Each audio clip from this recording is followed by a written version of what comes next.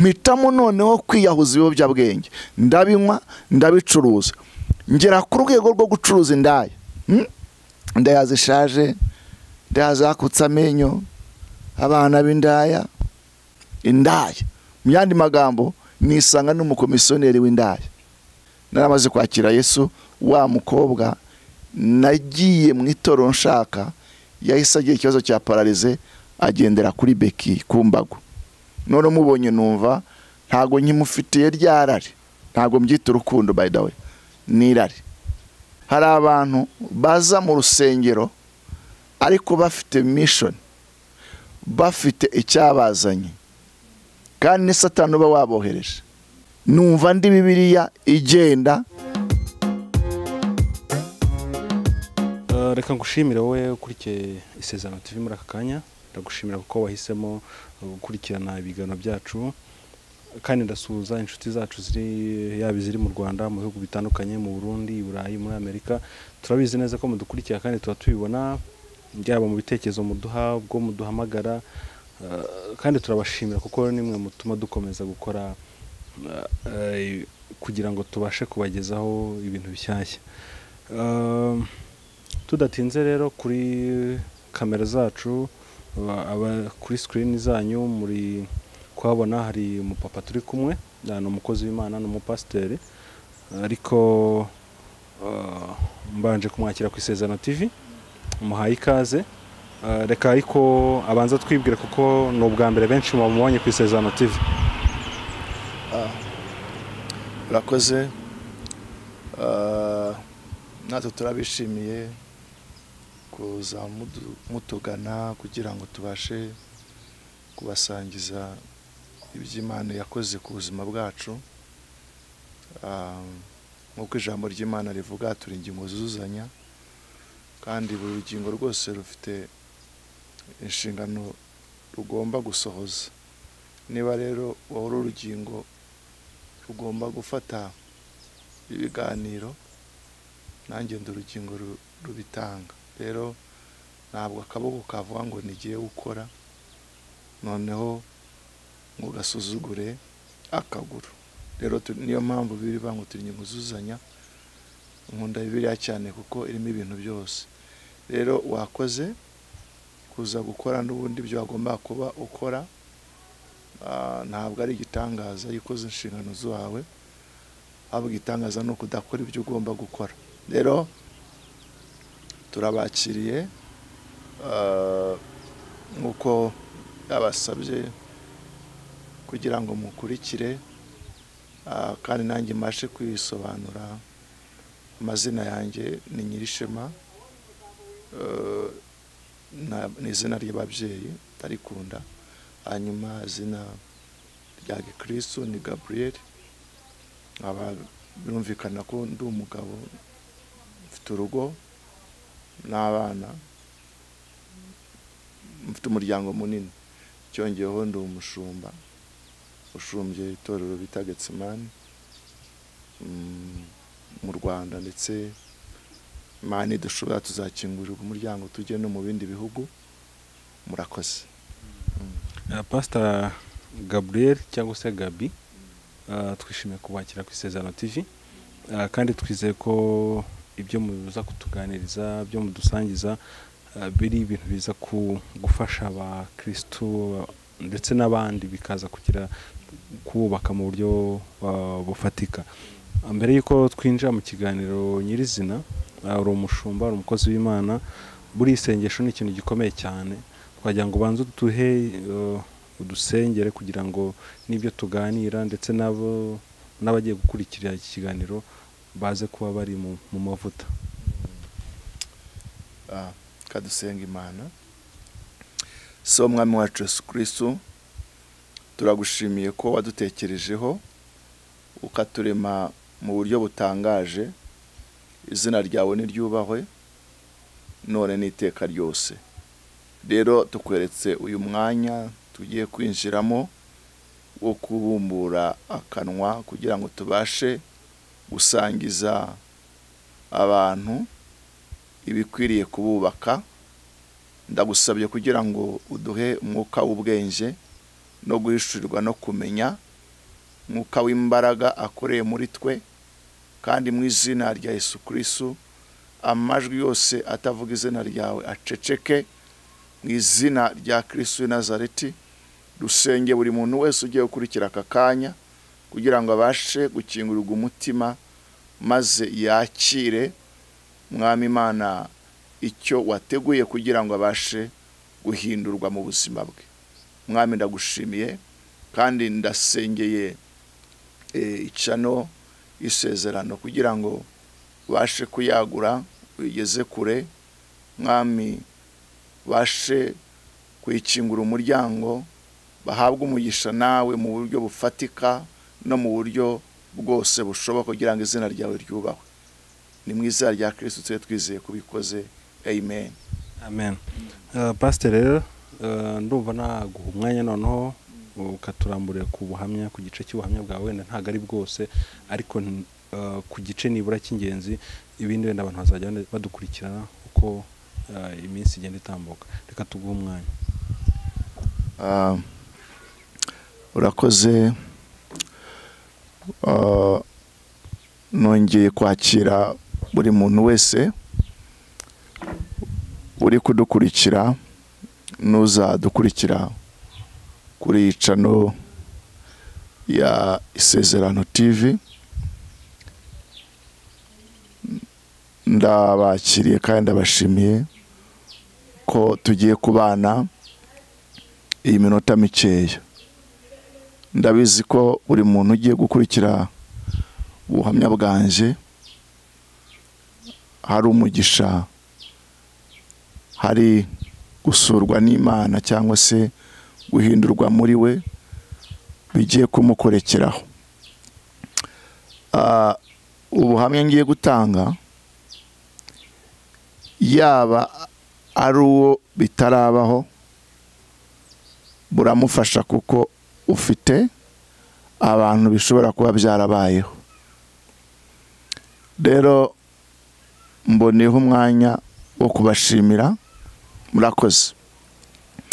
Nkuko rero nari maze kuvuga amazina yanjye, nkuko yabivuze ni Nyirishema Gabi mu mpinamagambo cyangwa se Gabriel. Amateka yanjye cyangwa se ubuhamya nibwo ngiye kubasangiza. Mu by'ukuri nanga buno buhamya ndumva nishimwe. Urabizi ko ari umunyabwenge yavuze ngo iyo utazi yuva nta nubwo umenya iyo ujya. Impamvu dutanga ubuhamya so kugira ngo si yindi mpamvu. Kimwe no kugira ngo izina ry'Imana rihabwe icyubahiro. Cya kabiri, mu mugisha uri gutanga ubuhamya cyangwa se kuvuga urugendo rw'umuntu bwite, byongera kumvikana umuntu ko asubijwemo imbaraga, kubera ko harimo kwiyibutsa, harimo kongera kumva uhaye agaciro aho Imana ikuvanye. Ni muri ubwo buryo rero utanga ubuhamya. Kandi ijambo ry'Imana iravuga ngo bamunesheje ubuhamya n'amaraso y'umwana w'intama. Buhamya rero ni intwaro ikubita Satani. Cya kabiri, iyo dutanga ubuhamya hari icyo nzi umukozi w'Imana, umuntu umaze igihe muri uyu murimo. Icyo nshatse kuvuga ahangaha habamo n'intambara. Intambara ibamo nuko tuba dusenya amabanga ya Satani. Kandi iyo umuntu afite territory ye, afite ubwami cyangwa afite aho yubatse, afite aho atuye, afite ibikorwa bye, ibirindiro bye, iyo ushatse kumwataka ayirwanaho. Rero ndabizi ko hari attacks, hari intwaro, hari imyambi mu isi y'umwuka ndetse mu buryo bufatika umwanzi akoresha kugira ngo aturase. Ariko nta yindi option twakoresha uretse nyine gukora icyo tugomba gukora. Natwe turabizi ko turi abanyentambara, kuko ijambo ry'Imana rabinyemera ntiturwana inyama n'amaraso, n'abatware n'abategetsi bategeka isi y'umwijima. Cya kabiri, ntabwo isi izadukunda, kandi umwami w'isi ni Satani n'abakozi be afite agenti biwe barahari, baruzuye hirya no hino, ariko ibyo ntacyo bidutwaye. Umwami wacu azaturwanirira. Imana yacu tugiriye neza. Iteka ntabwo ndi umusirikare wa leta runaka, ndi umusirikare wa Kristo. Yego, iyo uri umusirikare, kuko na Bibiliya bivuga, bagiye bandika Bibiliya, ndavuga nka Paul yandika ibitabo bye, akenshi hari style ya Bibiliya yakoreshaga ariko aganisha ku gisirikare, kuko cyane cyane nk'abajuive, abayuda bari bazi ibintu bya gisirikare cyane. Rero yashakaga gusanisha umurimo w'Imana ko ari igisirikare n'intambara. Kandi nk'igihugu cyacu dufite amateka, birashoboka n'ibindi bihugu tuyasangiye, ariko tuzi intambara, iki intambara isiga, ikikora, isiga za kajorite, isiga imfubyi, isiga ibibazo bitandukanye. Gusa tuba dukwiye no gushima nanone Imana, ntabwo ntandukiriye ubw'iburyo igihugu cyacu kiba kiyubaka umunsi ku wundi, iyo dukurikije amateka y'aho igihugu cyacu kiva.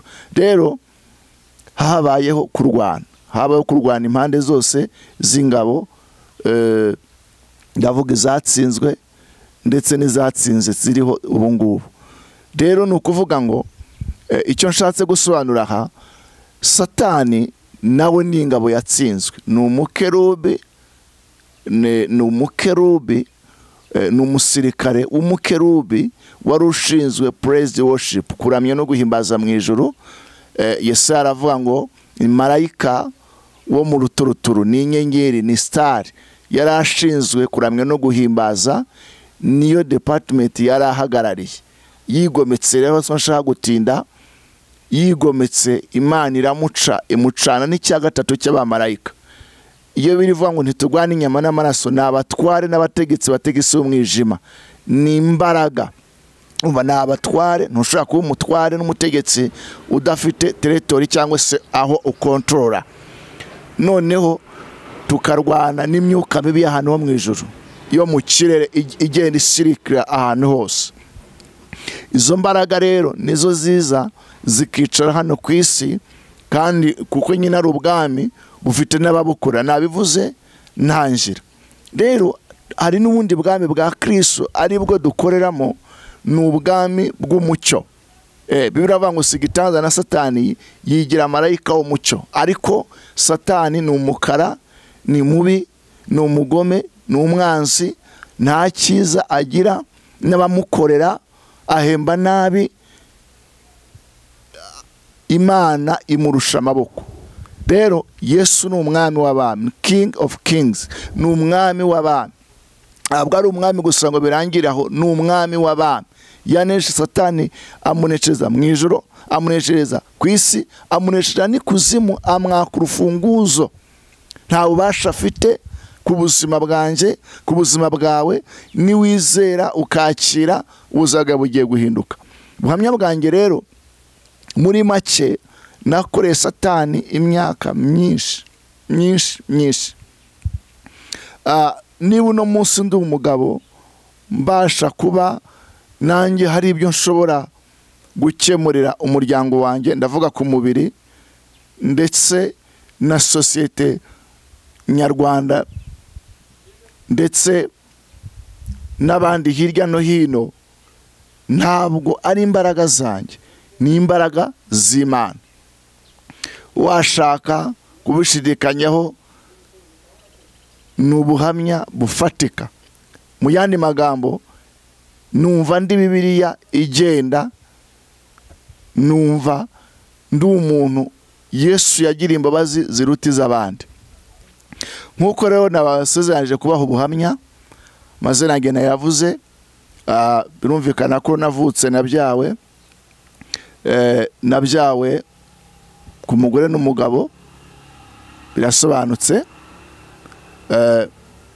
Ariko hagati aho hari uko byari bimeze, nawe uri kunkurikira ari uko bimeze. Mvuka ku mudamu wa kabiri buriya ni nk'uwa gatatu, kuko uwa kabiri we babyaranye umwana umwe aragenda, ntabwo yahatinze nta n'umwaka yamaze mu rugo rwa papa, then mama nawe arutahamo. Rero urumva ndi umwana w'umugore wa gatatu. Papa aracyariho ariko arakuze kugeza hafi mu myaka 80. Hanyuma ubuzima nakuriyemo navukiyemo nibwo nagerageje kuba bwo kugera ku myaka ndi bugende mbabwira. Ndashaka kubabwira ko ndatanga ubuhamya nk'umuntu ukuze, mbona ibintu byinshi, nkoresha abantu batandukanye, ariko muri abo bantu batandukanye bamwe mbabonamo ingeso mbi ku buryo basoza nta kintu bimariye, nta n'icyo bamariye abandi kizima. Ibyo rero ubushakashatsi nabikoreye babivana aho bavukiye n'aho bakuriye. Nanjye rero ahantu navukiye n'aho nakuriye nahabonye ibyo nanjye nahisemo kuba byo. Kambibutse cyangwa mbabwize ukuri, hari ukuntu ibintu twaciyeho cyangwa twanyuzemo tubyambariraho, tukabyisigiraho, tukabitwariraho imodoka, tukabiriraho, tukabinyweraho, tukabisohokeraho, tukabigendana, tukabigira ibyacu. Ariko iyo dutanga ubuhamya ntabwo ari ukwimena inda, ahubwo ni ugushyira hanze izo ngeso, iyo mikorere ya Satani, kugira ngo nawe ukirimo ubashe guhamagara, ubashe kudusaba kugira ngo tubashe kugufasha. Kuko umuntu utifashe nawe ntiyagufasha. Ariko niba nagira ubwo buntu bwo kubivamo, nanjye nabigukuramo. Nturi umwe, nturi babiri, nturi batatu. Kamabwire ikintu, naje gushumba itorero mba umupastori, noneho ngiye kubona mbona abantu Imana inzanira ni abantu bari bameze nkanjye. Uruhande rumwe nkabona barangoye, mu rundi ruhande nkumva ndabakunze kandi ndabishimiye, kandi nkabona bagenda bahinduka. Mu by'ukuri ababwira ikintu gikomeye, kubera iki ibihugu bitandukanye usanga bifite ahantu bateguye bashyira abantu bananiranye. Ndavuga amabohero atandukanye, mabohero y'imfungwa. Ntabwo nshaka kuvuga inzego z'imfungwa, nta nubwo nshinzwe ikigo runaka, nta nubwo ndi umugenzacyaha ngo mbabwire ibyiciro by'iki byazagereza. Ariko tuzi ko amabohero ajyamo abanyabyaha, ajyamo abakoze ibyaha. Yego, sindi uvuga iby'ubwoko bw'ibyaha, ntabwo ndi umwavoka, sindi umunyamategeko, ntabwo ndi umushinjacyaha, oya. Ariko kuki ibyo bigo bibaho? Nuko hari abanyabyaha benshi. Jerewe ntabwo nahinduwe n'ikigo runaka, aya nahinduwe n'imbaraga za Kristo. Kristo wapfuye arazuka, uwo ni wahinduye ubuzima bwanjye, amvana muri izo ngeso. Rero jyewe mvukira mu muryango, birumvikana nk'abandi bana, ariko nkakura nkura nabi, nkura nta munezero, nkura nta byishimo, nkura ndi umuntu umeze nkaho nanjye ntigiriye icyizere. Mpitamo kuba nyine igikoresho cy'isi na Satani. Nisanga mu buzima ngiye kubasangiza. Cyambere, kubera ko ntigeze mbona affection ya mama, kubera ko ubuzima yari arimo nawe ntacyo yari kuma. Mubyeyi mu mama ubyukira ku nkoni, rimwe rimwe rakarara ku nkoni, kuko mama we yasaga nkaho aho avuka ari mu mujyi, hari mu town, ariko papa we agasa nkaho ari ku cyaro. Usibye ko icyaro cy'iwacu ntabwo ndavuga icyaro cy'amajyepfo, ntabwo ari nk'icyaro cy'ahandi. Byo ngibyo murabiza bankurikira. Noneho ibyo bintu maze kubihuza, nibwo nongeye kubitekerezaho, mbona ni ibintu byari bikomeye cyane. Urumva mubyeyi w'umumama uvuka mu mujyi, umupapa nawe usa nkaho avuka ku cyaro. Urumva ni ibintu bibiri bisa nkaho bitandukanye. Ariko murabizi ko akenshi abana n'abahungu bajya ku ruhande rwa mama wabo. Urumva rero ko mama yahukanaga yakubiswe, ari umugaye nakuze numva ngo ihene mbi ngira ngo ntawizirikaho iyayo cyangwa ntawizirikaho inziza. Birumvikana ko yahukana mu gitondo, yahukana mu ijoro, twahitaga tujyana.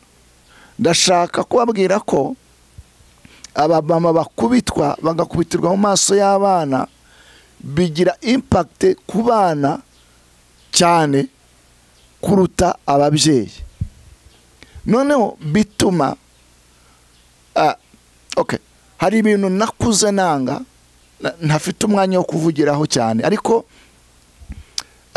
byatumye nanga igitsina gore cyane, kuko ntabwo nigeze numva papa avuga mama neza. Icyo gituma nanjye nkura ntagize gute, ntakunda igitsina gore. Niyo mpamvu muzuba muri societe abagabo cyangwa abasore bavuga ngo abagore ni babi. Ndashaka kubabwira ko kugera uno munsi ntabwo abagabo ari bake banze kuzana abagore, kubera bafite romoro, bafite ibikomere bw'ibyo bumvise cyangwa babonye. Ariko ngeyo numvise umuntu avuga ngo abagore ni babi, ndamubwira ngo ntabwo ari bose, ndamubwira ngo ntabwo ari bose. Icyo gikonda kigira. Cya kabiri gikomeye nagize ni igikomere cy'ubwoko, ariko mbihuza n'ikindi kintu, mbihuza n'igihugu bwacyo, kuko jenoside yakorewe Abatutsi, icyo gihe nari umwana muto hafi imyaka 14, nagire P6, twenda gukora ama examen. Noneho sinshaka gutinda mu mateka, basa nka batubwiye ati mwe muretse mutegereze. Ariko nibwo noneho jenoside nyirizina yahisiba. Noneho mama yaje gupfa muri jenoside yakorewe Abatutsi. Noneho bituma noneho nongera kuba mubi cyane.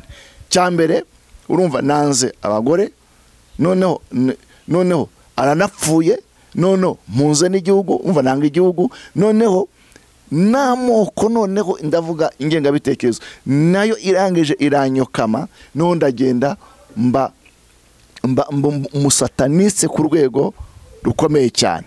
Ubwo nibwo nahise nshakisha ikintu cyafasha ubuzima bwanjye, ninjira mu biyobyabwenge. Ninjiye mu biyobyabwenge gute? Buriya ukuri bizakoriyanta ahantu hameze nk'ukuri, ndavuga society. Nisanga ndi kumwe n'abantu nabo babarakare, nabo bameze nkanjye. Ntangira kunywa urumogi, ndarunywa, bana na mushiki wanjye nawe ufite muramu wanjye nawe umurasa, nawe urunywa akarucuruza. Ntangira kwa muri ubwo buzima, kunywa urumogi, kurucuruza. Ndashimira Imana ko yandindiye muri ubwo buzima, kuko bamwe barapfa, abandi bakicwa, abandi bagatera abandi ibyuma, abandi bakabahemukira, abandi bakajya muri gereza bakabacira imyaka myinshi cyane, bakatira imyaka. Ndashimira Imana ko yandindiye aho hantu. Ndibuka nakira Kristo umwami n'umukiza, narindushye si imbaraga zanjye.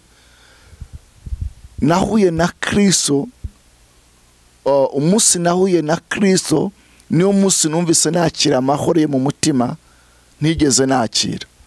Kamabwire ngo abantu bakoresha ibiyobyabwenge nta kindi kintu babashaka, babashaka occupation, babashaka ikintu kibokipa, kibafatira, kibibagiza ibibazo baciyemo. Nibyo iyo unyweye ibiyobyabwenge bisa nkaho bya bibazo n'ama stress n'ibintu ucamo bigukomeye bisa nkaho byibagiranye, ukumva ugiye mu yindi mudu. Ariko iyo ibya biyobyabwenge bigushizemo, noneho bigusigamo izindi mbaraga z'umwijima mbi cyane.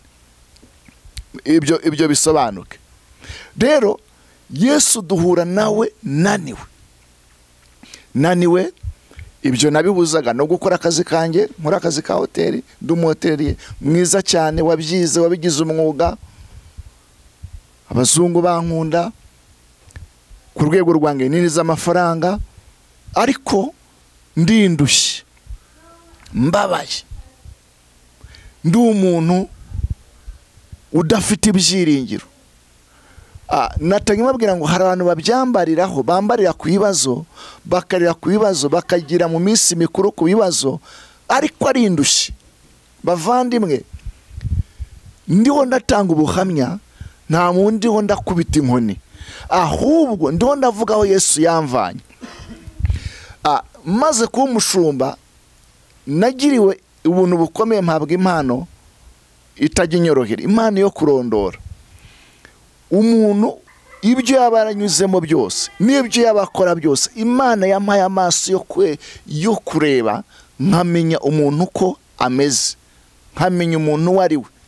Ibyo ntabwo ari ubwenge bwanjye, kuko umwuka w'Imana arondora byose. Rero Satani ni umunyabinyoma. Umva, mbaye mu buzima bwo kudaseka, ndi umuntu w'umurakare, ndi umuntu w'ishavu. Nitwa Nyirishema. Hari abantu bigeze kugira ngo ndi Nyirishavu. Mu myaka 18 nitwaga Muzehe. Mu gisoro bavuga ngo kinywa Muzehe nanuka kina isemi wongo. Urumva ngo umusaza nubwo yanuka mu kanwa, kunuka mu kanwa ngira ngo nibaza bayaragize byo ku rimwe na rimwe baratwigisha ngo iyo umuntu ashaje agomba kubona abana bato bamukinisha, kuko iyo umuntu ashaje asubira kuba nk'umwana. Rero iyo atabasha gukora movement ngo avuge, aseke, akora utuntu n'abandi bantu mu kanwa ke, iyo atavuga agira ibibazo. Nanjyeho niko nari imeze, nari narabaye muzehe kandi umusore, ko numvaga nta muntu nkunda. Hari abantu batawe bahisemo kuba barakare kuko nta muntu bakunda. Kambibutse rero, abantu benshi muri Amerika muratwumva, Canada muratwumva, Burayi muratwumva, Afrika muratwumva, Zambia cyane cyane bagiye gukurikira biganiro ko dufitemo n'abanyarwanda ndetse na Malawi na Mozambique. Ndashaka kubwira ngo bene wanyu cyangwa se nawe ibyo ucamo nuko bifitanye isano n'amateka. Urumva, nari meze nk'umwana w'ikinyendaro, data ntanyemera, na mama nawe ntafite icyo kumarira, nawe arapfuye. Mpitamo noneho kwiyahuza ibiyobyabwenge, ndabinywa, ndabicuruza, ngera ku rwego rwo gucuruza indaya. Indaya zishaje, indaya zakutse amenyo, abana b'indaya, inzego, kategori zose indaya.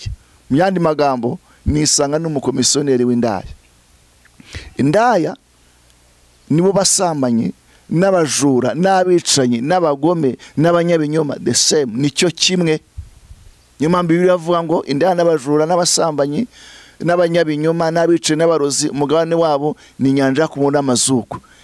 Iryo jambo rivugwa kugira ngo niba birimo uzamure ibiganza, upfukame, vuga uti Mwami Yesu, nkwegura ubuzima bwanje, kubera ko abona inzego mbi.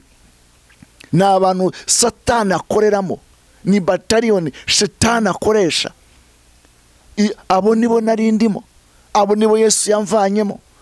Hari ijambo nifuzaga gusoma nahawe mbere ko ntanga kino kiganiro, riri muri Mariko ibice byaho 5, Marko ibice 5 umurongo waho wa 13. Nuko Yesu yirukana abadayimoni mu muntu hafi 2,000. Uyu musore Yesu yamusanze ari mumva, ari hehe? Ari mumva muri cimetière mwirimbi, niho yabaga yicebagura. Ntango nimwe ari kimuboha, yari cebaguraga amaraso yuzuye umubiri we, yuzuye inguma. Biravuga ngo abanyabyaha bagwiza inguma. Izo nguma ufite, iyi nguma, uruguma mureba isikatize mureba hano, nayikubise hasi saa 6 nuko igenda ishira. Nayikubise hasi saa 6 nasinze, zingera ahangaha ibiyobyabwenge byaransabitse, nikubita hasi amaraso ahita arava. Ibyaha byinshi bituma umuntu agira inguma, umuntu agatakaza akaranga, bano niko babyita, ugatakaza ubwiza. Aka gasura mfite ni Yesu. Iyo umuntu atubaha Imana asaza imburagihe, asaza mbere yuko asaza. Ku myaka 10 yitwaga muzehe, uyu musore abaga mumva yicebagura, nanjye niko nari imeze. Nta ngoyi nimwe yari kimuboha, ingoyi ni ari ingoyi bita amapingu, minote, bafungisha cyane cyane abanyabyaha. Polisi irazikoresha za REB, bari abantu bashinzwe inzego z'umutekano. Nta ngoyi icyo gihe bakoreshaga ijambo ingoyi, umva yari imigozi, yari amakamba. Nta ngoyi nimwe yari kimuboha. Uri kunyumva? Nta ngoyi nimwe urabizi yakuboha. Baragufunze, babyeyi barakubise, bashyizeho amakamba, bagerageje gufata ibihano bikomeye, ariko warananiranye. Kandi reka nkubwire, si wowe ushaka gukora ibyiza ugasanga byanze. Mu yandi magambo, wafashwe mateka, uri imbata, uri umucakara wa Satani. Ko nari imeze. Umugabo w'imbata ntashaka kubaka urugo rwe. Umusore w'imbata y'abadayimoni ntushaka kumushyira muri kampani ngo abashe gukora akazi neza. Akora ijisho, ariba, rabesha, ntabwo abazi icyamuzanye. Yesu aho niho yamvanye. Uyu muntu rero Yesu nawe mbona yakoreye ibi, mbona ari jewe. Yabaga mumva yikibagura, nta ngoyi nimwe. Yesu amubonye uyu musore ababwira Yesu ati, uje kunyica upfu n'agashinyaguro. Yesu aramubwira ngo, Satani, dayimoni witwa nde? Amubwira ngo ndi ingabo. Ingabo bivuze ngo ni legio, ni hafi, ni battalion y'ingabo hafi 3,000. Bati turi ingabo, nicyo bivuze. Ibyo bivuze iki? Nanjye numvaga abandimo ari ingabo. Niba ari battalion hafi ingabo 3,000, ari bihwanye na legion, bivuze ngo narimo abadayimoni benshi. Ese urimo bangahe? Dayimoni ubusambanyi, dayimoni nta cyaha ntakoze, ubusambanyi, bujura, nta muntu nigeze ntera inkota. Cyo ngicyo ndakivuga imbere y'Imana. Nta n'uwo nafashe urusasu ngo murasoya, ariko nta cyaha na kimwe ntakoze. Kandi ijambo riravuga ngo wanga mwene se bari umwicanyi. Niyo wangana uri umwicanyi, iyo wangana nta kintu na kimwe utakora. Musinzi, umwana mucuruzi w'indaya, muntu w'umurakare.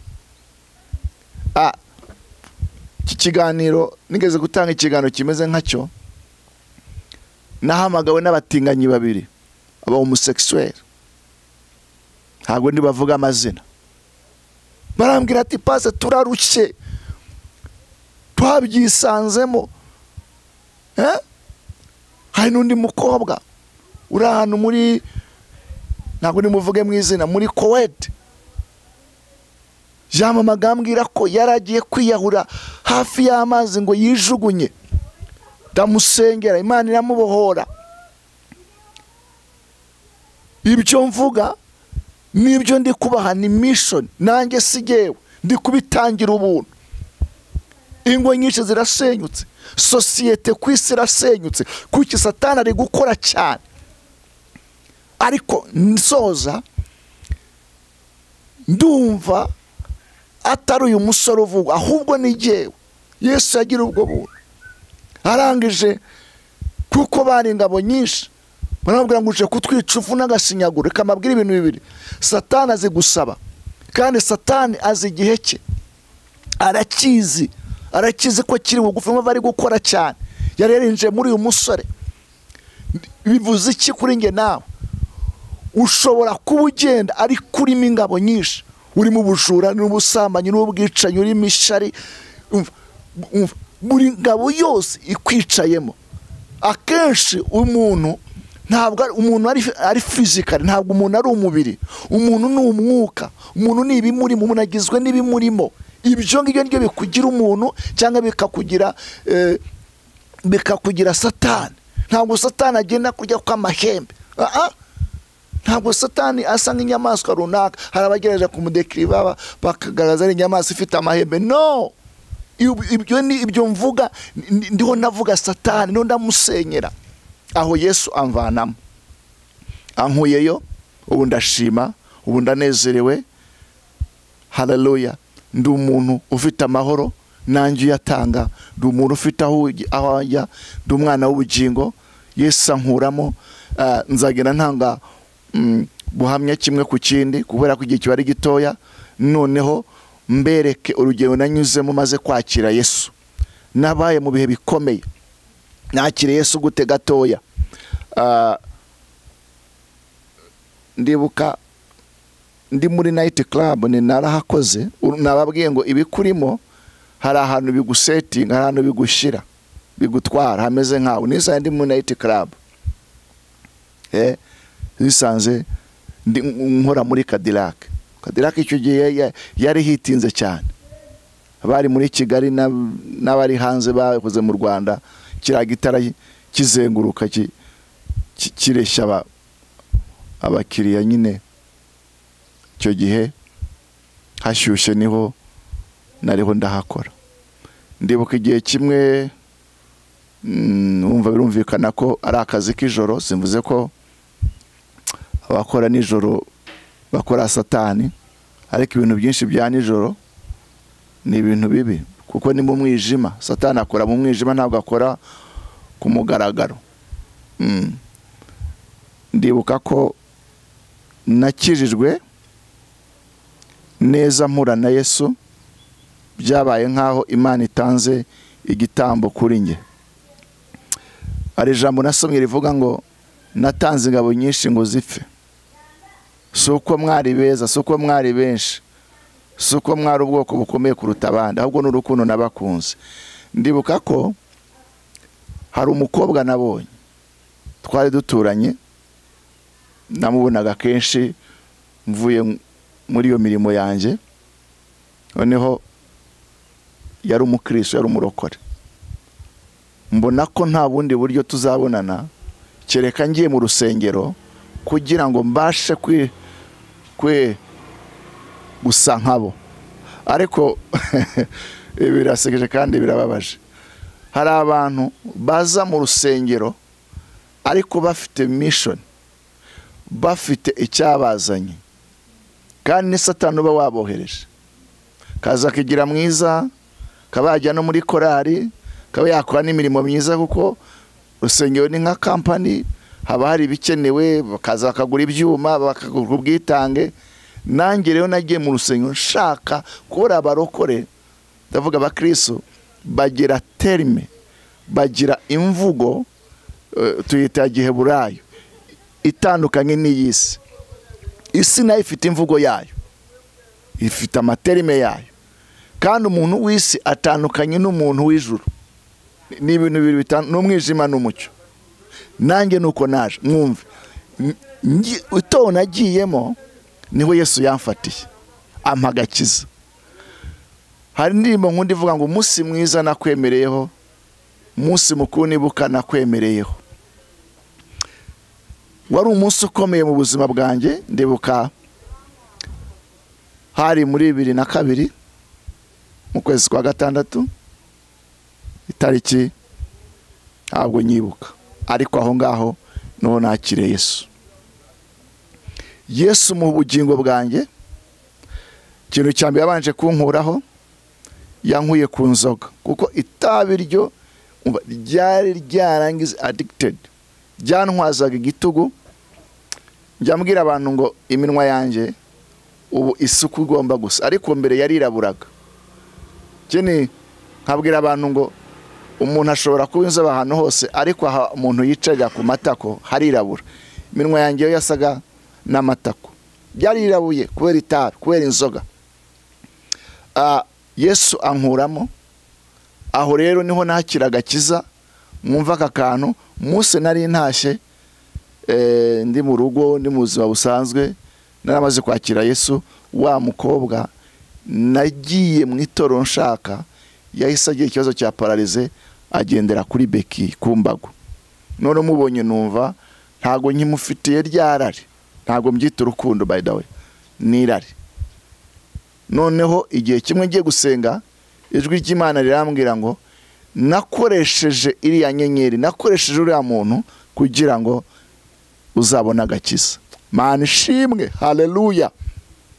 Ariko nashimana ko yaje gukira. Yari umukozi w'Imana, ari umudiyakono, umuririmbyi, asubira mu buzima bwe busanzwe. Uko niko naje kwakira Yesu. Nakiriye Yesu n'urugendo rurerure, byabaye ngombwa yuko ntakaza inshuti za kera. Ni ibintu bikomeye cyane. Paul navuze ngomeze murungabangabo, abanyeto ntibanyemeraga, kuko hari igihe umuntu yakiraga kiza akaba gisa n'uwisi, ndavuga physically mu mubiri, ariko mu mutima, mu mwuka yaraba umwana w'Imana. Ariko iyo ukomeje kwakira kugira urugendo rw'agakiza, ugenda uhinduka. Ubu ngubu mfite inshuti z'abakristo birenze kuri ibyo ngibyo. Narasengewe, Imana yampaye umugisha, impaye inshuti bene data, impabana mu mwuka. Muri make Yesu araryoshye, Yesu amereye neza. Usomye ukomeza ugasoma kino gice cya 5 umurongo wa 13, Yesu ngo amaze gutera dayimoni ngo muvemo, yamuvuyemo kuko ura mudayimoni yamusabye ngo ntamwirukane kuri amusozi, ahubwo amujugunye mu ngurube, kuko abadayimoni bo barasaba kandi basabye barahawe. Yabajugunye mu ngurube, ingurube zangiriza zigwa mu mazi, kuko Yesu azoreza mu mazi, amazi arazica zirapfa. Abantu bavuga ko ingurube zifite abadayimoni ntago basomye ibyanditswe neza. Ingurube zari zifite abadayimoni zarapfuye, iziriho n'inzima, yego zishobora kugira ubundi burwayi bwazo, ndavuga uburwayi bw'umubiri, ariko ibibazo by'abadayimoni byarangiranye n'ingurube zapfuye 2000. Umva irindi hishurirwa, ingurube 2000 iyo ukoze ijanisha, ingurube nini ibyibushye ikuze yabwaguye, kuko ingurube ntibyara, ntijya munsi y'200,000, kuko mbana n'abaturage bararenga 2000, ni miliyoni hafi 150, miliyoni 150. Iyo ni amafaranga menshi cyane. Nyafite nakora ubwami bw'Imana birenzeho, kuko nibi bikoresho dukora za kamera, mikrofone na amafaranga, ku transport kuza na amafaranga. Amafaranga ntago ari mabi mu bwami, kereka yibashije kutayakoresha neza. Rero Yesu icyo nshatse kuvuga, yatakaje buno butunzi, yemeye kureka zino ngurube, kuko zarapfuye, ngo amazi ari zotoye zirapfa, zigwa gacuri, kugira ngo ubuzima bwe bw'uyu musore bukire. Nange Yesu hari ibintu byinshi yahombeje. Nakoraga business, mfite amafaranga, kamabwire ngo nta ndabizi, nta muntu wabaye indayi ureka uburaya, nta muntu wagiye mu biyobyabwenge upfa kubireka. Benshi barabafunze, hari nabo duturanye barabafunze, ariko bongeye bakabikora kubera iki? Bigira amafaranga yihuse kandi yavuva menshi. rero Yesu yaraje arabifata bya bindi byose arabihombya, nubwo nasigaye ndi jyenyine hamwe n'umwami Yesu, nkagenda n'amaguru, nkaburara, nkabwirirwa, nkambara umwenda umwe ukancikiraho, imiryango ikanta, inshuti zakira zikanjugunya, nkasigara njyenyine. Yesu nigeze andeka. Yesu ariho aranshumbusha. Yesu ajya ahombya. Yesu ajya aduhombya yarangiza akatwunguka, kuko akenshi ibyo twirata n'ibyo dufite. Umuntu yirata ibyo afite. Rero ndashimira Imana ko Yesu atubona nk'abagaciro, yakwemera gutakaza byose ariko twebwe akaturokora. Murakoze. Niba ushaka kwakira agakiza, niba ushaka guhinduka, turahari. Nimero yacu turayaguha ni 0788 5 asubiramo 0788 5 ufite gushaka ko tugufasha, ufite umuvandimwe, ufite umwana wakunaniye, wumva uri muri izo ngeso, nawe ubwawe urumva waramaze gufatwa muri aya maboko y'umwanzi, kankwibutse ngo ntushobora kujya mu nzu y'umunyamaboko ngo umunyaga ibintu bye byose utamurusha amaboko. Umunyamaboko ni Satani, ariko hari umunyamaboko umurusha amaboko, ni Kristo. Dufite ububasha bwo kubohoza, bwo kukuribera ukava muri ayo maboko y'umwanzi Satani, ukinjira mu bwami bwa Kristo, nawe ukakira amahoro atava ku mafaranga, atava ku biyobyabwenge. Ndakubona uryama udasinziriye kuri ibiyobyabwenge, usigeze urugo rwo kwitera inshinge, Yesu yakubohora. Bandi usigaho nk'ibinini kugira ngo ubashe gusinzira. Uno munsi ibiyobyabwenge byagusenyeye urugo, uno munsi urarushye, nta byiringiro ufite, kanje kumbwire ngo hari imbaraga z'Imana zijya zifata umuntu, nawe zagufata ukavayo ukishimira iyo mu ijuru kakugirira neza. Reka nsenga Imana. Imana ishobora byose, Imana y'imbaraga, sengeye umukobwa, sengeye umugabo, sengeye umusore, sengeye umubyeyi, imbaraga zimukandamije mu izina rya Yesu ndazinanije. Urakoze uteka Imana Nyiringabo, icyo cyose ni cyawe, mwizajya Kristo nizeye ko bikoze. Amen. Shalom, shalom, mahoro y'Imana bane namwe. Icyoro cy'Imana kigarukire. Murakoze. Amen. Amen.